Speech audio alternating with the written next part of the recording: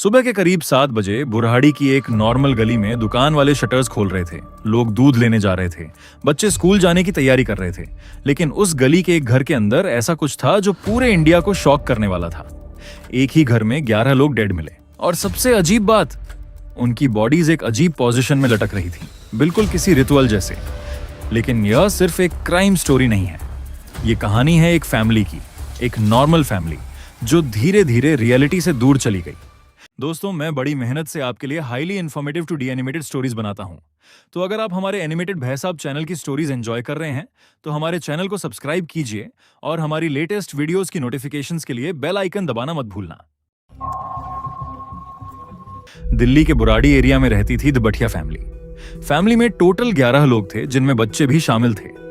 Family का business अच्छा चल रहा था, प्लाईवुड और ग्रोसरी शॉप का। नेबर्स के अकॉर्डिंग वह एक नॉर्मल, पोलाइट और रिलीजियस फैमिली थी, एक normal Indian middle class family जैसी। बाहर से देखने में सब कुछ सही ही लगता था, पर उनमें से एक फैमिली मेंबर के मन में कुछ और ही चल रहा था। फैमिली में एक मेंबर था जो बाकी सबसे थोड़ा अलग था, ललित बठिया। नेबर्स कहते हैं वो सॉफ्ट स्पोकन था, फ्रेंडली भी। लेकिन उसके पास्ट में ऐसा एक इंसिडेंट हुआ था जिससे शायद सब कुछ बदल गया। रिपोर्ट्स के अकॉर्डिंग उनके फादर की डेथ के बाद ललित इमोशनली बहुत अफेक्टेड हो गया था। कुछ टाइम बाद उसकी आवाज भी चली गई थी।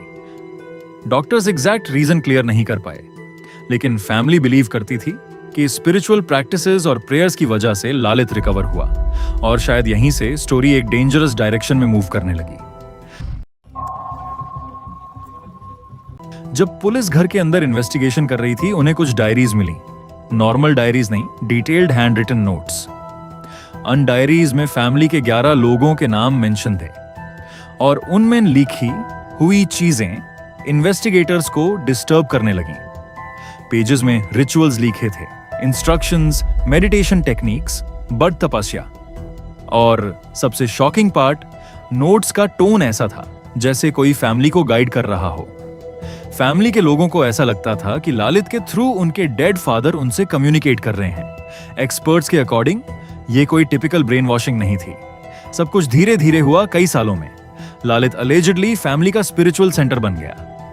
फैमिली उसकी बात मानने लगी, और क्योंकि फैमिली डीपली कनेक्टेड थी, किसी को सिचुएशन अजीब नहीं लगी। यही सबसे डेंजरस चीज होती है।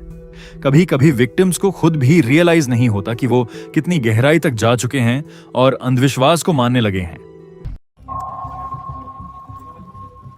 30 जून 2018 की रात फैमिली ने नॉर्मल डिनर किया।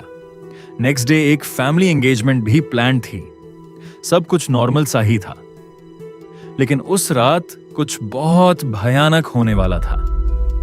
पुलिस इन्वेस्टिगेशन के अकॉर्डिंग सभी फैमिली मेंबर्स एक रिचुअल में शामिल थे। उनके हाथ बंधे गए, आंखों को कवर किया गया, और फिर वो 11 लोग एक सर्कुलर पैटर्न में लटक गए। सुबह का वक्त था, बुराड़ी की उस गली में सब नॉर्मल सा था। भाटिया फैमिली अपनी दुकानें अक्सर जल्दी खोल देती थी, और ललित सुबह मॉर्निंग में जॉगिंग पर भी जाता था। लेकिन उस दिन उनकी दुकानें भी बैंड थी, और वो जॉगिंग पर भी नहीं आया था। तब एक नेबर को कुछ अजीब सा लगा, तो वह उनके घर गया। घर का दरवाजा खुला हुआ था। वह जैसे ही अंदर गया, उसने जो देखा वह पूरे इंडिया को शॉक करने वाला था। सीलिंग से बॉडीज लटक रही थी, 11 लोगों की, एक ही घर के अंदर। न्यूज स्प्रेड हुई, और कुछ ही घंटों में पूरा इंडिया शॉक में था। इनिशियली थियोरीज बहुत थी। कुछ लोगों ने कहा murders, black magic, cult activity. लेकिन इन्वेस्टिगेशन में फोर्स्ड एंट्री का कोई एविडेंस नहीं मिला। डायरीज और साइकोलॉजिकल एनालिसिस के बेसिस पर पुलिस ने कंक्लूड किया यह केस था शेयर्ड डेल्यूजन का, एक साइकोलॉजिकल कंडीशन जहां एक डोमिनेंट पर्सन की बिलीफ्स पूरी ग्रुप एक्सेप्ट कर लेती है। हाउस के बाहर 11 पाइप्स लगे हुए थे, सब अलग डायरेक्शन में निकले हुए। लोगों ने उन्हें सिंबॉलिक माना। 11 बॉडीज, 11 पाइप्स। इंटरनेट पर थ्योरीज एक्सप्लोर होने लगी, लेकिन एक्सपर्ट्स रिपीटेडली कहते रहे यह पैरानॉर्मल स्टोरी नहीं थी, ये मेंटल हेल्थ, इमोशनल डिपेंडेंसी और साइकोलॉजिकल इन्फ्लुएंस का केस है। आज भी बुराड़ी का वो घर लोगों के अंदर दार भर देता है, लेकिन शायद डराने वाली चीज वो घर नहीं, बल्कि ये बात है कि एक फैमिली स्लोली रियलिटी से डिस्कनेक्ट होती गई और किसी को वक्त पर पता ही नहीं चला। The Burari case wasn't just about death, it was about trust, belief, fear, and the fragile human mind.